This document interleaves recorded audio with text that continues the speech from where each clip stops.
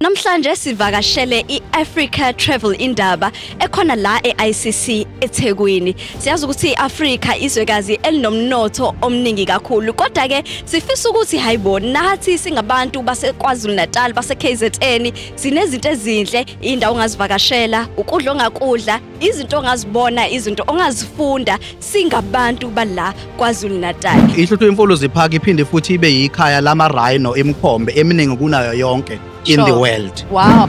Okuhle nje ukuthi njoba kuhlanganiswe ifilm ne-tourism.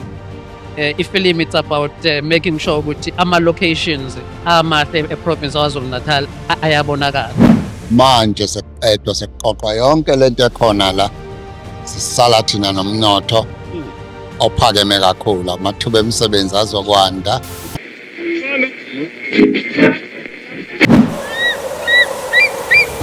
Nyono maphiko ayaphephezele njengophephela uphephula konke uchaba indawo yendini. Nyono endize maqede kwaphebezeka konke okubi somaqhuzu oqhuzule konke ukuzama ukumqhuzula eqhakazeni kwakhe. Ndlondlo wezinyoni efukamela umhlaba wonke ngenhlansi yothando, inhlansi ehlokomalise enkundla zonke. Indaba zabantu zimbeka kabi zimqhelisa wangaqhiza qakala waqhakazisa umhlaba. Indlovu evele kwavevezela izingwe nezingonyama, madoda yamkhothamela sikhondla khondlo vukuze eThekwini kwaye kwazama nakwamhlaba uyalingana. Miyabu wezifundise ezinhle emhlabeni zalingana. Izibongo zoKhozi FM sizibhalelwe nguNomvelo Mla. uKhozi FM luhamba phambili.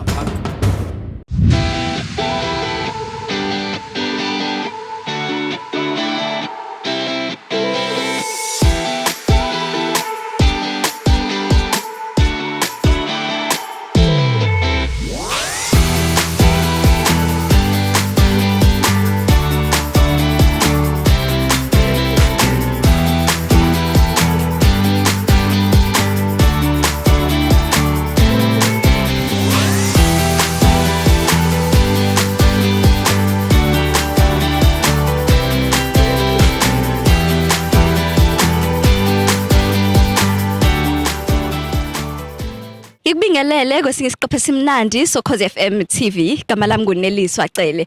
Namhlanje sivakashele i-Africa Travel Indaba ekhona la e-ICC eThekwini. Siyazi ukuthi i-Afrika izwekazi elinomnotho omningi kakhulu. Kodwa ke sifisa ukuthi hayibona nathi singabantu baseKwaZulu Natal base KZN sinezinto ezinhle, indawo ongazivakashela, ukudla ongakudla, izinto ongazibona, izinto ongazifunda singabantu bala KwaZulu Natal. Bazokuveza ke sokhuluma nosomabhizinisi abahlukahlukene abasebenza kuyo lemboni yezokuhamba nakwezinye izimboni, sibone ukuthi basiphatheleni. Asingeneni ngaphakathi sibone ukuthi khonani.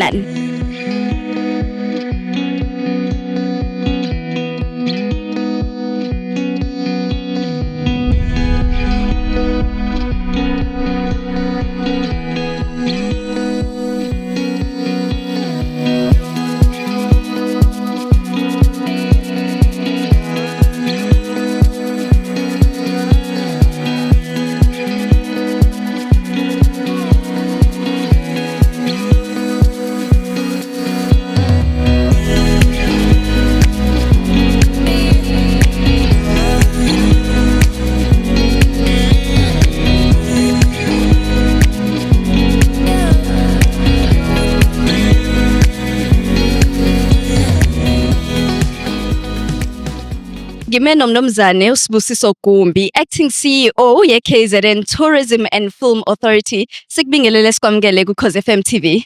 Siyabonga kakhulu sibingelele kubabukeli bonke boKhozi FM TV. Sibonga kakhulu kuba nawe.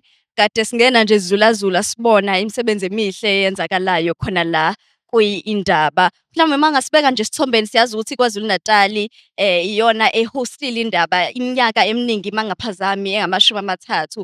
Mhlawumbe sifisani ngayo kusisi wesicabangeni sibonani siyiKwaZulu Natal ukuthi no asiyenzeni lento eThekwini njalo ngonyaka. No, sijabula kakhulu siKwaZulu Natal ukuthi saqhubeka siba abanye babantu abahosta ne-event enkulu kangaka. Ibizwa ukuthi Africa Travel Indaba, ilapho amazwe onke u27 ase-Africa efika la kwisifundazwe saKwaZulu Natal eThekwini ukuzoveza ukuqhakambisa ubuhle beprovince yaKwaZulu Natal. Kuyasijabulisa ke thina ngoba kusho ukuthi umnotho impela uyazinza kwi-province yaKwaZulu-Natal. Ilapho uthola khona ukuthi njengoba kufika nje abantu abaningi kangaka abaphezulu ka-1,300 as ama-delegates or exhibitors. Lokho kusho ukuthi kuningi esikudayisayo siKwaZulu-Natal okuzophumela ngaphandle kwamanye amazwe ase-Afrika. Kubuye futhi kubonwe nakumazwe angaphandle amakhulu. So kusho ukuthi umnotho waseThekwini KwaZulu-Natal uyaphakama, kanjalo namahhotela ayagcwala mfi. And nezokuvakasha-ke bonke laba bantu abalana bagcina bebuka ubuhle beprovince yaKwaZulu-Natal. So amathuba emisebenzi ayakheka. Nosomabhizinisi abancane nabo bayakwazi ukuthi bahlomule. Uke wathi izibalo zibe o-1,300 njalo ngonyaka noma nakulonyaka? Kulonyaka sinyuse kakhulu ngoba most of the time expectwe ama-exhibitors awu-1,002 kodwa kulokhu si-1,320, which is very good, and over and above kunanama-buyers akhona. So impela nje kubukeka kukuhle konke. Umuntu osekhaya mhlawumbe uthola ukuthi unehhotela noma unekhampani, travel agency elekelela abantu ukuthi bavakashele iKwaZulu-Natal, ofisayo ukuthi mhlawumbe ngonyaka ozayo noma ngeminye iminyaka naye abe ingxenye yendaba, wenza kanjani? Siyothanda nje ukuthi ngoba siKwaZulu-Natal Tourism and Film Authority sine-database. Siyabacela ukuthi bezongena kwi-database ukuze kuthi uma ngabe sesikhetha uma ubheka nje kwi-stand sethu njengoba ubona kuzinomabhizinisi abancane laba abawu-12 esibatomlile nje sathi ake nizobuka ukuthi kwenzakalani lana, nane-ke nidayise ama-lentos ama-products enu. So nabo sicela ukuthi bangene kanjalo, then sokwazi ukuthi siba-consider. Kodwa-ke uhulumeni mkhulu ngale kokuthi babheka amathuba kwindaba, kodwa bazobe bebheka amathuba futhi nakwezinye iy'ndawo ey'thinta ezokuvakasha namafilimu. Sakhuluma ngamafilimu, khona ama-production nezinye izinto ezenzeka khona la esifundazweni saKwaZulu-Natal. Mhlawumbe ikuphi esingakulindela ngesikhathi sivakasha la kwindaba? Okuhle nje ukuthi njengoba kuhlanganiswe ifilimu ne-tourism, ifilimu it's about making sure ukuthi ama-locations amahle eprovince yaKwaZulu-Natal ayabonakala. So njengoba kubhizi nje kunje, sinabantu njengamanje abaqale before kuqale indaba abahambe bavakashela ama-district amanye bebheka ubuhle beprovince. Lokho kukodwa kukutshela ukuthi ngokuba khona kwendaba akuhlomuli kuphela iTheku kodwa kuhlomula ama-district onke, kuhlomula iprovince. Kumafilimu-ke ama-production companies ayathanda ukubona iy'ndawo ze-location, othola ukuthi kuvela nje indawo ethile enhle. So lokho siyazi ukuthi njengoba kwenzeka lokhu kuzoqinisekisa ukuthi kwi-film production kuyaphakama. July njengoba sesobe siqala i-film month, so bese sikhuluma kabanzi ukuthi yini esiyenzayo. Sengiphetha impilo zabantu abasobe befikile lana babeka ama-display abo, sisho ngathiwa i-film noma ezokuvakasha njalo njalo, zishintsha kanjani? Ukusuka kuphi umehluko mase niqhamuka kwindaba? Uma sebeqhamuka kwindaba okubaluleke kakhulu ukuthi la kwindaba ilapho okwazi khona ukuthi lento yakho obuyizama usuyayidayisa nakwamanye ama-province. Awugcini ukuyidayisa nakwamanye ama-province, usuyidayisa nase-Afrika. Awugcini ukuyidayisa e-Afrika, usuyidayisa na-international. So i-exposure nokwazi ukuthi kusetshenzwa kanjani ngaphandle kubalulekile. Kubaluleke kakhulu, siyabonga. Mhlambe nje elakho lokugcina ngesifundazwe sethu saKwaZulu-Natal, ukumema umbukele esekhaya ukuthi nazivakashele phela ngisho akuthiwa usuka kuphi. Sithi nje iKwaZulu-Natal nakho konke. Sinamabhishi amahle, ulwandle olubanzi, siney'ntaba, awu madoda. Abantu beyeke ukuyaphesheya bengakazi. Bezelana nje bezo-enjoy inkulu KwaZulu-Natal, nane-Big 5 nje iy'lwane ayikhona khona. Sibonge kakhulu. Siyabonga kakhulu.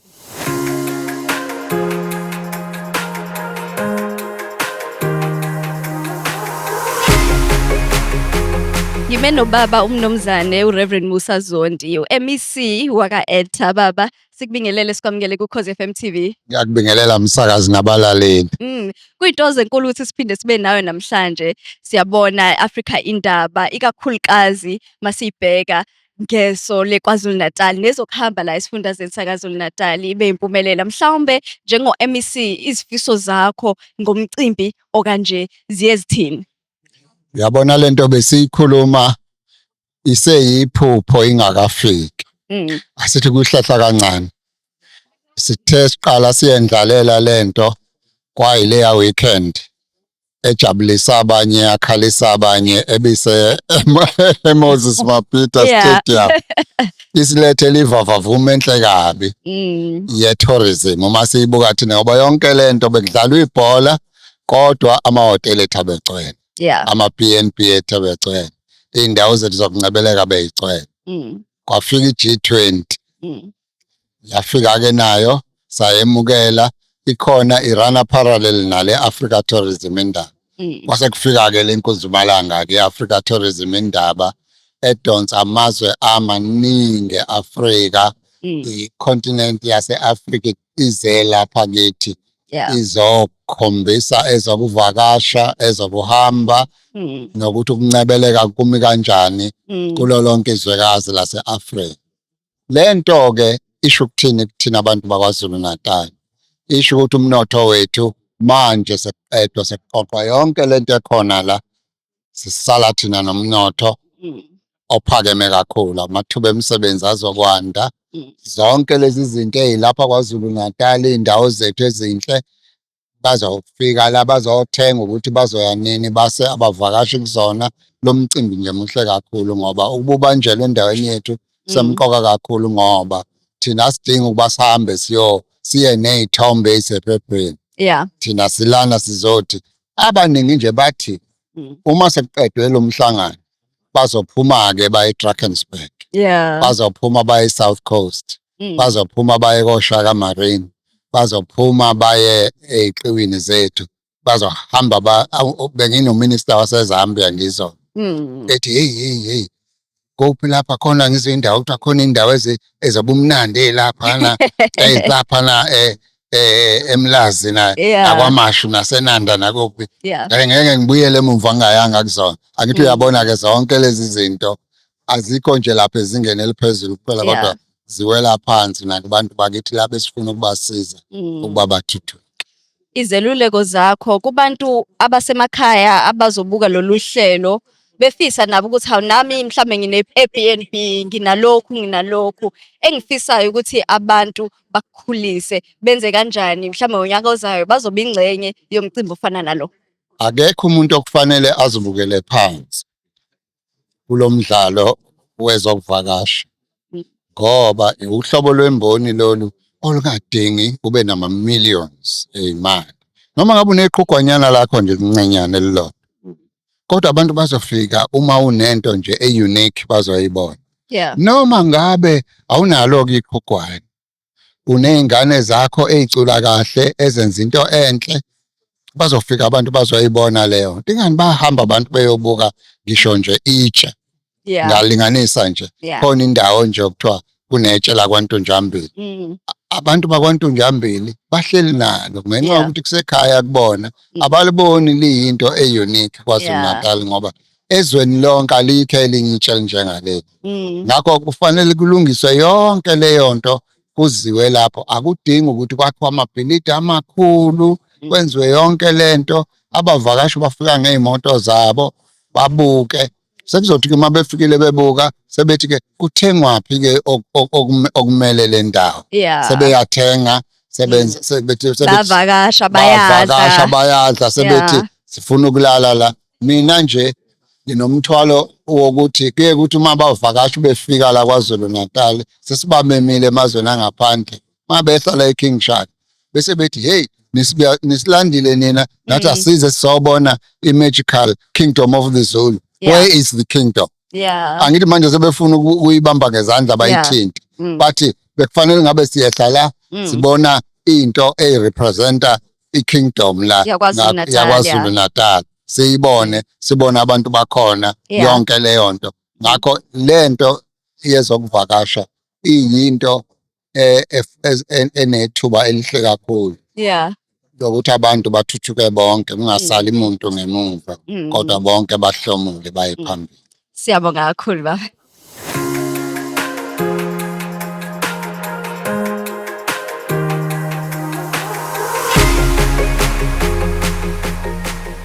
Ngihlelana nomunye wosomabhizinisi abakhona lana kwi-Africa Indaba, uMise Ndladla we-Route 22. Bhuti wami uyaphila? Ngiyaphila msakazi, ngibingelele ninjani nina? Ngikhona, sixoxa lana kwavela ukuthi kunezibongo ezikhona. Oh hayi, ukanakana ngona yesterday ngiye kuyibonele. Kasisuka Lapha eshushuye kwaNompondo. Hey, bathi lensizwe engizalayo ngathi nje ngizelwe. Yeah. Iyathatha unyawo yalubuka unyawo olukhulu yasithi kumfowabo. Uyabona ke noma ningasekho niyothi kanakana ngona yesterday ngiye kuyibonela. Kodwa usuyakubona ke insizwa mayiqhubeka ukuthi nalapho awubona ukuthi akuhambe kodwa iyadlula. Yeah. Kuyenzeka. Route 22 awusilandise ngayo, iyini nenzani? uRoute 22 Elephant Coast uyingxenye yama-tourism routes akhona kwi-province yaKwaZulu Natal.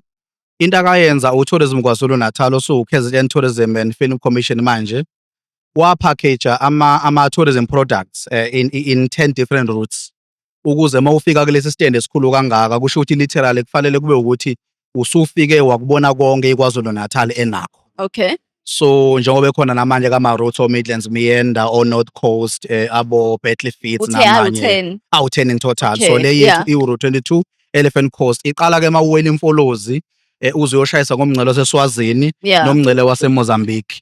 I-route yethu ke i-route ehlukile kunawo wonke akhona KwaZulu Natal, mhlawumbe ne-South Africa yonke, because okokuqala okwazi ukukuthola kuyona ukuthi uthi une beach, bathi ke ngesilungu it's beach, berg and bush. Okusho ukuthi unezintaba ngesikhathi esifanayo, unempilo yehlathi ngesikhathi esifanayo, uphinde futhi ube nokungcebele kolwandle. I-route yethu ke iyikhaya lesiqiwe esidala kunazo zonke eAfrika, okuyishushu Imfolozi Park. Ishushu Imfolozi Park iphinde futhi ibe yikhaya lama-rhino emkhombe eminingi kunayo yonke in the world. Wow. And wonke umkhombo ubona eKruger National Park wathathwa khona lapha. Khona eShushu Imfolozi Park. Ngokufanayo iphinde ibe yikhaya le World Heritage Site yokuqala eyaproclaimwa kusekhona ubaba uMadiba at the time by UNESCO in 1999. Okuyisimangaliso Wetland Park. So uyabona ukuthi mawuvakashele iroute yethu uyakwazi ukuthi ekseni uncebeleka ebeach bese ukuthi emini uzongena wenza igame drive eShushu Imfolozi Park ubona iBig 5 lishona ilanga futhi usunyukele entabeni zobombo. So iroute nje esithi umuntu ocabanga ukuvakasha kwaZulu Natal yonke lento akayicabangayo uyakwazi ukuyithola in just one day, uzokwazi ukuthola kokuthatha zonke lezi zinto zonke lezo ngosuku olodwa. You can have itinerary ezokwazi ukukunikeza zonke lezi esikhuluma ngazo. Wow. So umuntu wenza kanjani mayefisa ukuthi ayithathe le route noma ke le tour yalezi zinto? Kukhona ke njengoba nalapha etafuleni lethu nje kukhona ama brochures amaningi, kunama tour operators. Kodwa futhi umuntu uyangena na ku website ku Route 22 Elephant Coast abese ke kwazi ukubheka ukuthi maphi ke ama travel agencies zo tour operators angakwazi ukuthi amenzele ama packages. Or uyakwazi futhi ukuthi asithinde nathi u-035 550 3080. Email yakhona iroute22@umda.org.za. Siyakwazi usimlinke nama tour operators ukuthi akwazi ukumenza lama packages ahambisana nedingo zakhe. Isiphi isikhathi esi-right onyakeni? Siyazi ukuthi vele iKZN yinhle unyaka wonke, kodwa isiphi isikhathi esi-right ngempela ukuthi yabona lesi sikhathi imkhombisa iphume yonke ilalele elangeni uzobona yonke into? Isikhathi sasebusika sihlale sisihle kakhulu. Ngoba ngokwemvelo kusuke kubusika. Uyabona mawungena esiqiweni ngisho amaqaba ungehla asuke enciphile. So kusho ukuthi izilwane uzibona kahle ngisho zikude. At the same time usuke futhi ungaweza amakhaza njengoba usho umsakazo ukuthi iKwaZulu Natal kakhulukazi i-Elephant Coast ihlala ifudumele. So ugcina ukwazi ukuthi ubone zonke izinto osuke ukwazi ukuthi udinga ukuyibona. Bhuti wami ngizofika ngizonivakashela ngikwazi ukubona zonke lezi zinto ezinhle ezikhona. Siyabonga. Siyabonga kakhulu umsakazo wami nephila. Nibenisule. Njengamanje ngihleli naba kwe-Indoni Eco Village, khona siswami lana athule Gcumisa kanye nobhuti wami uPet wakwaNgcobo. Indoni Eco Village ngixoxeleni ngayo, ikuphi, indawo enjani, kwenziwani khona? Yabona njengoba Nkosazane usakhuluma kakhulu ngendoni SL eno Miss ngiyayithanda ke lapho ngoba abantu abaningi bacabanga ukuthi indoni is all about uMiss no Mr South Africa lawo wabona ukhethwa iICC, kanti kahle indoni yakhelwe ukuthi ifundise umuntu wase-Africa ngoba Africa ngesiko lakhe. Yeah. Njalo ke makuvalwe izikole abafundi bendoni nakulonyaka nje sebeqala ba-applya sibese siyabaselecta lana sikhuluma ngama-kingdoms awu-12 South Africa, amaZulu, amaNdebele, amaVenda, amaXhosa, abaPedi, amaKhoisan njalo njalo zizibe u-12 lezi zizwe. Makuvalwe izikole-ke sabathatha abafundi bendoni abaneminyaka ewu-12 to 25 bese sihlala nawo kuma-camps ethu sibafundisa imvelaphi yabo, ukuziphatha, inhlonipho nokubaqwashisa ngezigulo noma social ills akhona la ngaphandle nokukhuliswa kwabo nje. Okuyothi makuphela i-camp-ke leyo umntwana bese i-camp ne-camp ikhethe uMiss noMr Indoni waleso sizwe. Yeah. Bese kuthi ngoDisemba-ke bese kukhethwa Ukuhamba lokhu-ke phambili. lokhu kusho ukukhuluma ngakwaziyo uMiss noMr Indoni obekhlezi i-ICC since 2012 kodwa manje sesinakho kwindoni eCoventry ne-ICC yethu manje Indoni Convention Center lapha eRichmond. Sengibuyela-ke manje kwindoni eCoventry-ke le esihlangene ngawo namhlanje. Ukuthe ngo-2022 uDr Nomcebo Mthembu oyi-founder yendoni SA waphinde futhi aba yi-founder yendoni Eco Village. Since ngithe indoni SA inama-cultures awu-12 Yeah. ubeke esakha i-cultural village enawonke lama-cultures angaphansi kwendoni SA. Yeah. La kufundiswa zonke lento ekade ngizibalele ekuqaleni. Kuphinde futhi kube ne-accommodation uma ufuna ukulala. Indoni inendawo ezinhle zola even a 5-star accommodation. Iphinde futhi ibe ne-hiking where uqala khona intaba ekuthiwa iZimele Mountain. Yeah. Iphinde futhi sibe ne-zipline, sibe ne-animal farm. I-animal farm nezilwane ezihlukahlukene kodwa lezi zasekhaya-ke ezikhona. Kulula kuyakhona ngoba nje ukusuka la eThekwini kuze uyofika kwindoni Eco Village Yeah. awupheli u2 hours kusuka la eDurban Yeah. uyakhona. And futhi ke nendawo ukuhamba IV inhle nje siyalunga iyayimbi iqala siyaba into silungisiwe nje. So yingakho umuntu ngingakuthanda mina ugqugquzela umuntu ukuthi ayivashela ndawo ngoba ufika lapha ufunde izinto ezi-amazing. Abantwana ekakhulukazi abesikole masibhekene nezikole ziyabhukha ikole ifike. Izikole sinama-activities noma i-package yesuku olulodwa. Okay. Bese kuba khona i-package yey'nsuku ezimbili ney'nsuku eziwu-4 eziwu-6 la umfundi ezofika afunde even ukuyotheza. Abantwana basakwazi ukutheza manje. Nawe awukwazi ukutheza. Sithezela ayibo utsheloba. Hayi Ngikhulela washback mina esibindi. Uyangixholoshela manje. Uyakwazi ukutheza tu. Hawu Nkosi yami, sifundisile indoni nje ukutheza so nje into elula. Okay. Uyabona lo ukuthi telula akakwazi. Uyasiceba. Njengamehlo akhe. Yaso-ke uyahamba nje abantwana bendoni baye ehlathini bayofunda ukutheza. Yeah. Abantwana bafunde ukusinda endlini ngobulongo uyezwa. Asinde umntwana aguqe abanye abantwana bebejala ukunyanya sisi kodwa ukuthi mesefundile abo man lento yinhle ngoba isiko lethu futhi ubulongwe buyinto healthy ngani ngoba thina sikhule even uphethwe isisu buphulisa ubulongwe ufake emanzini uphuze isisu sinqamuke. Umntwana aphinda afundiswe siyahlaba sihlabe ngokhona abafana phela ngithi umfana afundiswe ukuhlaba inkomo noma imbuzi, afundiswe ukuyihlinza, afundiswe ukuyikhipha ukuyetha, ukukhipha izitho zayo, nokuyipheka nokuyiphaka even. Bese amantombazane afunde ukuwasha amathumbu nokwapheka, amantwana afunde ukugwaya utshwala besintu nokuvova, amantombazane afunde ukugaya etsheni, egaya umcaba noma egaya impuphu. Mfowethu angazi ukuthi ngingabala ngithini.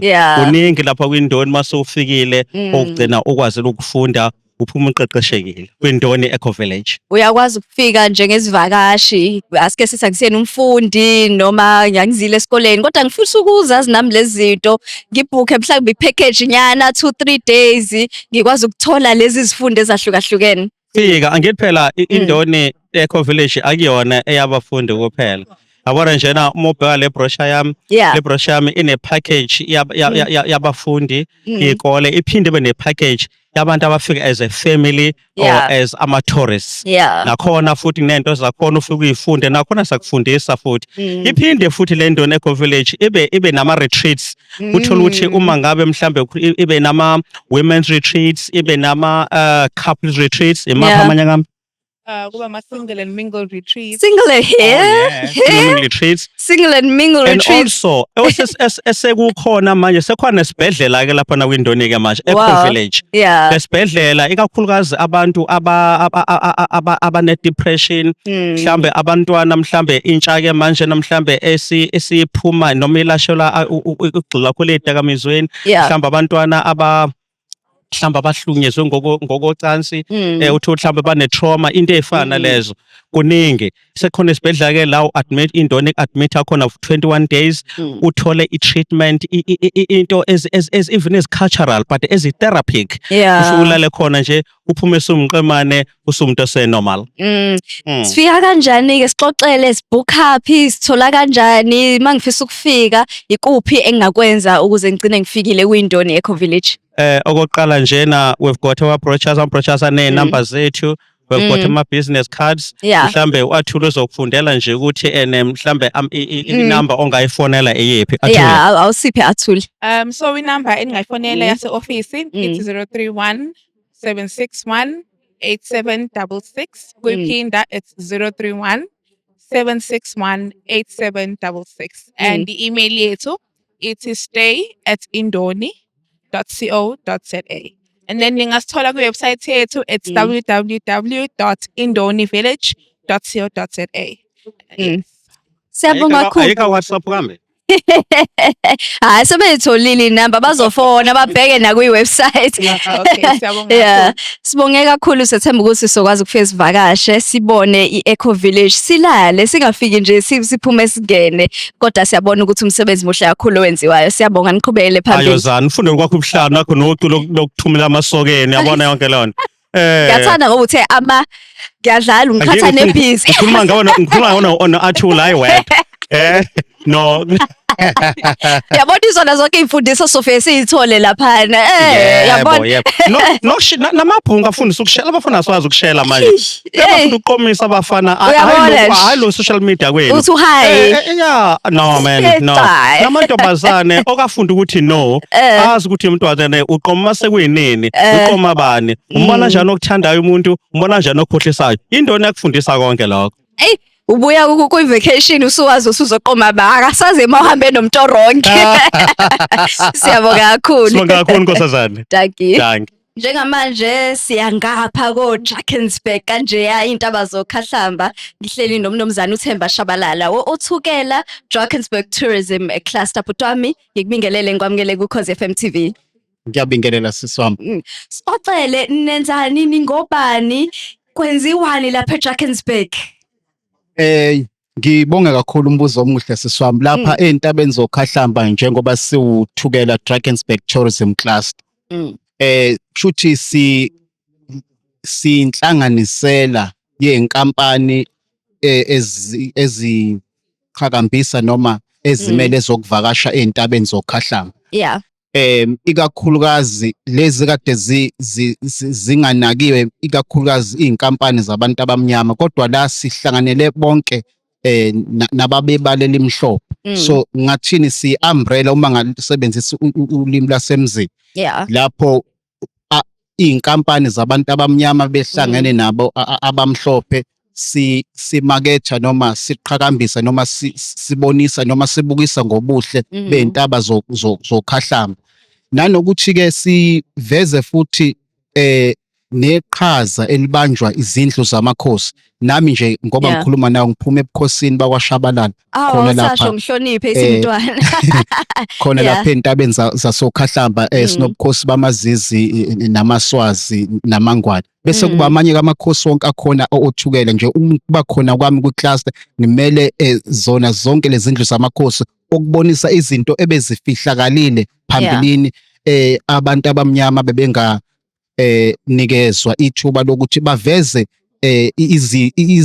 indawo ezokuvakasha noma izinto ezinhle ezazenziwa amakhosi abakithi esikuthatha manje sifuna ukuthatha sibonise umhlaba wonke ukuthi kunomlando omunye ngaphandle kwalezi ntaba enibonayo phela kunezinto ezinhle ezenzeka lapha. Mhlawumbe nje ukwenza nje umzekelo lapha okhahlamba noma uthukela nje as a whole mawubheka sinabaholi noma abaculi abanjengo Lady Smith Black Mambazo angibasho ngoba kuwabasekhaya kodwa it's a fact bazi abahlonishwa umhlaba wonke. Sinezimpi laphana impi yamabhunu namangisi ababeyibiza i-Anglo-Boer War eyenzeka ngo-1900 nge-24 January. Kube nempi yensango sesikusebenzisa njengento engaheha ivakashi ezingazi ngalomlando ukuthi insangu yake yalwelwa bafa okhokho. Kodwa ke manje sesifuna ukutshela umhlaba ngalesi story singazange saxoxa. So mawufika lapha entabeni zokhahlamba siyakulandisa ukuthi kwakwenze njani kuze kufike ngoba bekusiphatha kabi uma sibona ivakashi ziboniswe nje intaba nami imilando yalabo abamhlophe kodwa lo wethu ungavezwa. Kodwa thina ukungena kwethu ezuthukela Drakensberg Tourism Class siuxoxa wonke owabamhlophe owendle emnyama ukuthi nje sibonise ubunye nangendlela esihlalisene ngayo ukuthi cha sesisebenzisana kahle sonke. Yiloko nje engasho ukuthi sikumele nokunye ke nje okuningi mhlambe sengizopholwa imibuzo yakho kodwa nje ngamafuphi yithi ke labo uthukela Drakensberg Tourism Cluster. Manje umuntu mayithintana nani mhlawumbe usuke efuna ulwazi olunjani usuke efuna ukuzwa ukuthi angaya kuphi nisebenza kanjani nabantu. Umbuzo omuhle futhi nalowo. Okokuqala nje uma ukhuluma ngothukela lapha othukela njengoba bengisho ukuthi kunemlando eminingi uma ufika laphana okokuqala nje sixoxela nje umlando ngeintaba sixoxele nabaholi abaqotho abazalwa kuleya ndawo yasothukela ukwenzela nje umzekelo ngizobabala nje noma babili noma babe bathathu ngathi nje umlando walelizwe lase South Africa noma iningizimu noma nje la iKwaZulu Natal uma ubheka emlandweni sinobaba la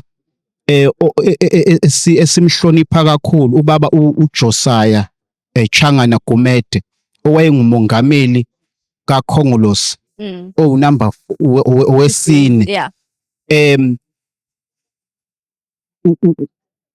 ezinye zenqalabutho esithi uma sikhuluma ngazo kwakungakaziwa nokuthi kuyoba khona uKhongolose. Angizami ukukhuluma ipolitiki kodwa umlando esinawo uma kusuka lapho ko-Natal Native Congress ingakabi nanawo ANC abaholi abaphuma lapho khahlamba. So mawufika laphana sixoxela ngalo mlando lokuthi kuze sibe la sasikhona inkaba esingayisho inkaba yezepolitiki siyaqhakambisa ngakuthi cha sinawo umlando kunendawo esidlalile siwuthukela.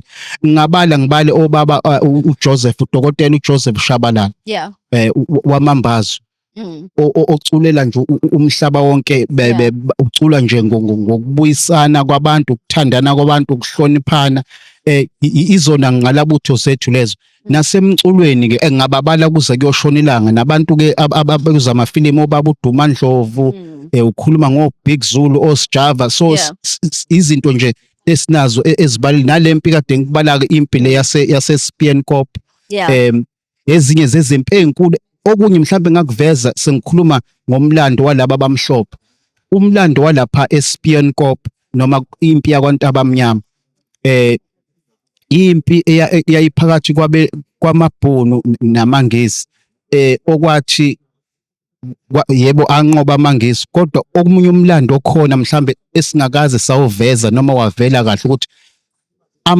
abamhlophe abamangisi abaphangalala lapha babevela eLiverpool. So iBergville noma uKhahlamba noma uthukela as a whole nje bunobudlelwano obuhle neLiverpool. Lokho kuze kwafakaziswa na inxusa laseBrithani umnumzane uPhilipson. So kuningi so singahlala nje usuku lonke ziningi nje izinto ezifunda sibone engafunda sibone so engaheha nje abantu ukuthi cha ngenxa yesikhathi bangaxhumana impela basondele eduze kuningi esingalixoxela kona sithi nje asiniphe nje amazwibela Mhlawumbe Ngiyathokoza. ungasipha la singathola khona lemniningwane, khona inamba noma i-email la umuntu ofisayo ukuthintana nani anganithola kuyona.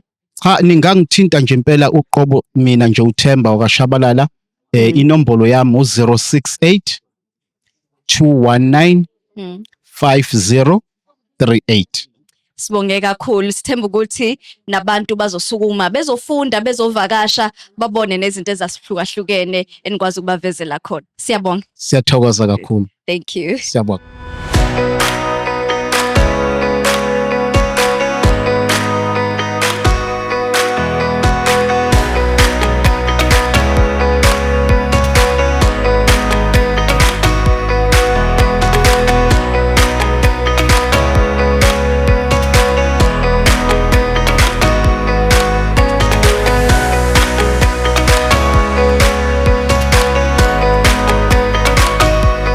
I-Afrika iKwaZulu Natal siyabona ukuthi inozinto eziningi kakhulu ezinhle ezinothile okwazi ukufunda ngazo, okwazi ukuthi uzivakashele uyoncebeleka wenza izinto ezithandayo. Sibonile namhlanje bekusuku oluhle kakhulu, sibona osomabhizinisi abahlukahlukene beveza imisebenzi yabo emihle. Ngiyathemba ufundileke wabona silivule kamnandi usuku nesekela mongameli umnomzane uPaul Mashatile. Sambona futhi noPremier waso isifundazwe sala KwaZulu Natal umnomzane uNtule ekhona okuveza khona ubumqoka bezinto ezifana nalezi. Ngiyethemba na ukuthi uzosukuma ukhona lapha ekhaya uvela ukuthi ayibo iziphi izinto eziseduze kwami engayivakashela. Zisakhona insuku savalelo oqala kuphela sazonivezela kuningi okukhona, khona ukudla, khona imfashini ezokungcebeleka, ezemidlalo. Wena qinisekisa nje ukuthi uphinde usivakashele ku Khosi FM TV.